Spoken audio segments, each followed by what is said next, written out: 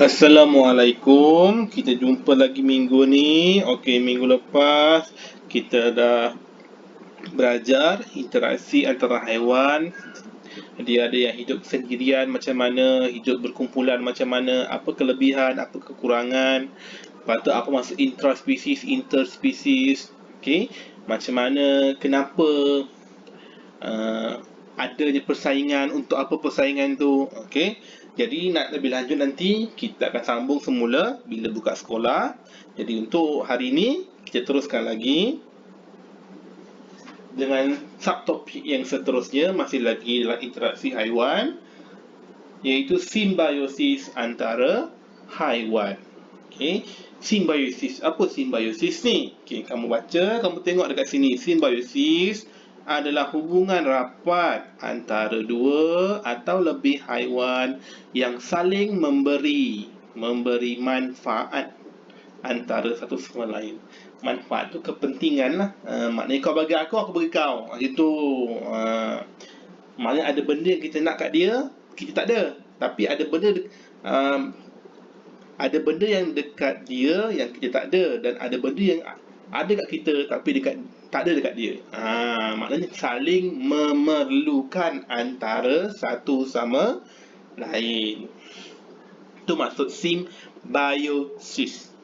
Simbiosis ni terbahagi kepada 3. Yang pertama, mutualisme. Yang kedua, komensalisme.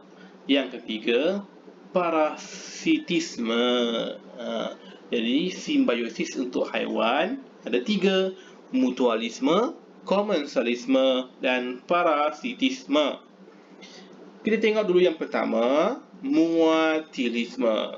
Okey, apa maksud mutualisme ni? Mutualisme ni adalah membawa manfaat kepada kedua-dua haiwan.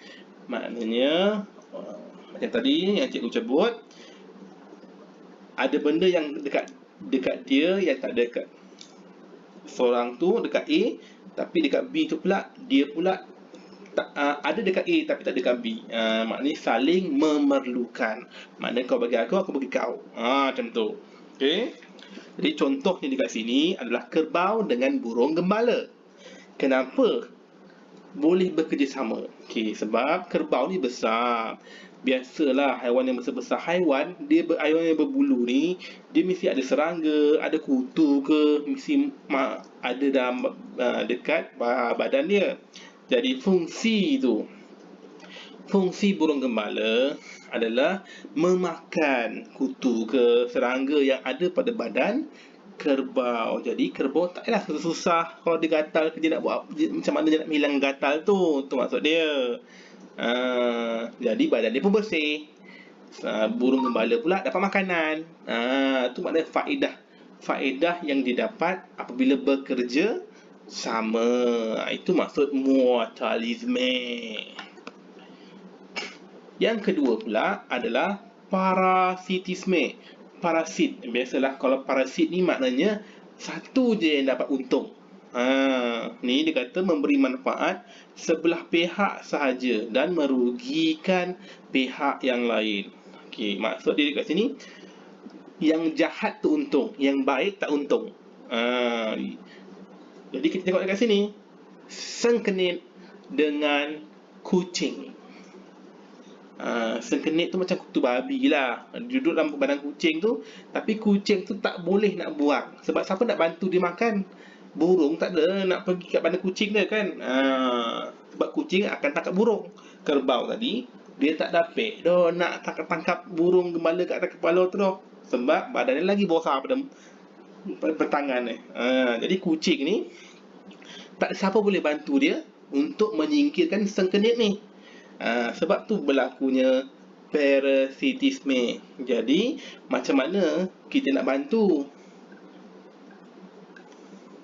Macam mana kita nak bantu kucing ni? Sebab itulah kena pergi vet. Kita sebagai manusia tolong kucing tu untuk sengkenit ke kutu ni ke jauh daripada kucing tu.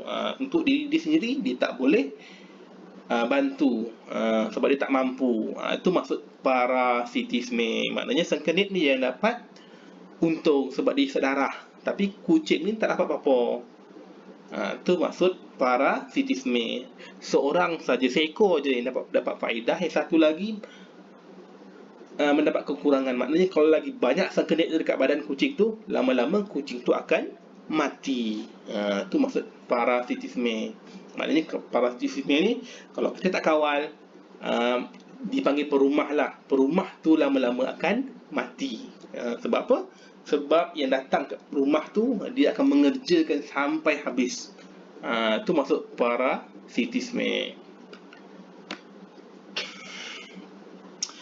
Yang terakhir, yang ketiga adalah komensalisme. Common ni adalah satu dapat untung, satu lagi tak ada apa-apa faedah. Maknanya dia tak untung, dia tak rugi. Itu maksud komensalisme. Dia faedah kepada satu spesies saja. Lagi satu spesies tidak mendapat sebarang manfaat. Contohnya ikan jerung dengan ikan remora. Ikan remora ni buat apa? Dia akan makan sisa-sisa yang berada di bawah, di bahagian perut ikan jerung tu. Maknanya kalau dia tak makan pun, jerung tak ada apa-apa. Kalau dia makan pun, jerung pun tak ada masalah. Dia tak efek apa-apa kat diri jerung tu. Sebab yang ada kat bawah dia tu adalah sisa-sisa makanan dia. Tak mengganggu pun proses hidupan jerung tu. Tu maksud dia komensalisme. Maknanya satu tu dapat untung, satu lagi tak ada apa-apa. Ada ke tak ada ke sama je. Itu maksud dia. Jadi ada 3. Satu mutualisme. Mutualisme tu dua-dua dapat untung. Dua-dua memerlukan antara satu sama lain. Kalau parasitisme ni, satu je untung, satu lagi rugi. Maknanya yang rugi tu lama-lama kalau kita tak bantu, yang rugi tu akan mati. Itu maksud parasit. Macam parasit. Okey. Yang ketiga, komensalisme. Common ni satu je untung, satu lagi tak ada apa-apa manfaat. Cuba tengok bawah tu. Okey, satu buran dengan cengkerang tu. Dia kata apa? Senang hati, saya tak perlu bayar tambang pengangkutan. Okey, buran ni dia tak boleh bergerak. Jadi dia kena menopang pada cengkerang. Umang-umang. Jadi dia kata buran melekat. Lepas tu apa dia punya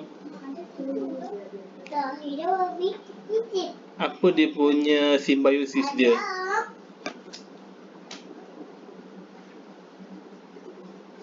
Apa dia punya simbiosis dia? Maknanya buran tu melekat, lepas tu pada umang tu. Dia kat sini, dia melekat, umang-umang tu bergerak, bulan akan mendapat pengikutan. Lepas tu umang-umang tu pula dia kata apa? Terasa selamat sedikit. Okey, maknanya umang-umang tu dia memberikan pengangkutan untuk dia bergerak, senang dia bergerak, sebab tu dia melekat. Buran pula bila dia melekat, maknanya haiwan pemangsa lain dia tak akan menyerang umang-umang ni sebab ada buran. Jadi dipanggil mutualisme. Sebab dia memerlukan antara satu sama lain. Kita tengok dekat sini pula, buaya dengan burung tu. Apa fungsi burung tu? Burung tu dia memakan sisa-sisa yang melekat pada gigi buaya. Jadi ini kita panggil apa? Manfaat dia. Maknanya kalau tak ada burung tu, ada mendapat kepentingan tak terhadap buaya tu? Tu kena tahu. Dan buaya takkan makan burung tu sebab tak konyang, koci. Okey. Jadi itu adalah 3 jenis hubungan simbiosis antara haiwan. Maknanya mutualisme, bergantung antara satu sama lain. Parasitisme, dia satu je untung, satu lagi rugi. Dan last sekali komensalisme tu, Maknanya satu je untung, satu lagi tak ada apa-apa manfaat.